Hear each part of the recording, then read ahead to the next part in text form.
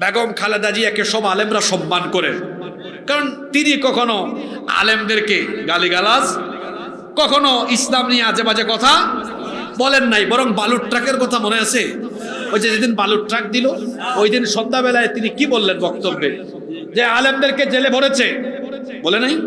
আলেমদেরকে নির্যাতন করছে, এই আলেমদের চোখের পানি একদিন এর জন্য গজব হয়ে আসবে, আসে নাই? আল্লাহর গজব পড়বে আপনারা যা শুরু করে দিয়েছেন। কতগুলো আলেমকে হত্যা করেছেন, এতিমকে হত্যা করেছেন। এই মা বোনের কান্না, এই আলেম এতিমের কান্না, এই বিডিআর এর অফিসারদের ওয়াইফদের কান্না, এগুলি কি বৃথা যাবে? এগুলি কোনোদিনও বৃথা যাবে না। আজকে যারা এই জুলুম নির্যাতন করছেন, তাদেরকে এদের মতো একদিন চোখের পানি ফেলতে ফেলতে বুঝতে বুঝতে তারা চোখ অন্ধ হয়ে যাবে। অত্যন্ত ভদ্র মহিলা, ভদ্র মানুষ, তাকে আপসহীন বলা হয়। সত্যি তিনি আপসহীন। তো গণতন্ত্র চাবেন না, দেশ রক্ষা করতেও চাবেন না, গোলামি করবেন, দালালি করবেন। এই গোলামি তো রাখবে না, কাজে এই দেশ বিক্রি চলবে না হাসিনার। দেশ রক্ষা হবে ইনশাআল্লাহ। কারণ তিনি জুলুমতন্ত্র, স্বৈরতন্ত্রের সাথে কোনো আপোষ। সাবেক 3 বারের প্রধানমন্ত্রী বেগম খালেদা জিয়া। আপনারা কি এখানে যারা আছেন, উনার মুখ দিয়ে কোনোদিন ইসলাম বিরোধিতা বা আলেমদের সম্মান খাটো করে বক্তৃতা করা শুনছেন আপনারা? যদি বলেন শুনছেন, তা আমার দেশে যে এর আগে 17 বছর এক রাবেয়া বছরই ছিল, এত সুযোগ পাইলে আলেমদেরকে গালি দিত।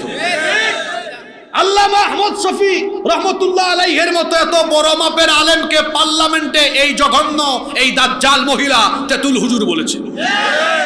শহীদ আল্লামা দেলোয়ার হোসেন সাঈদীকে এই মহিলা, এই জঘন্য, এই দাজ্জাল মহিলা কথায় কথায় ধর্ষণকারী, মানবতা বিরোধী বলেছে।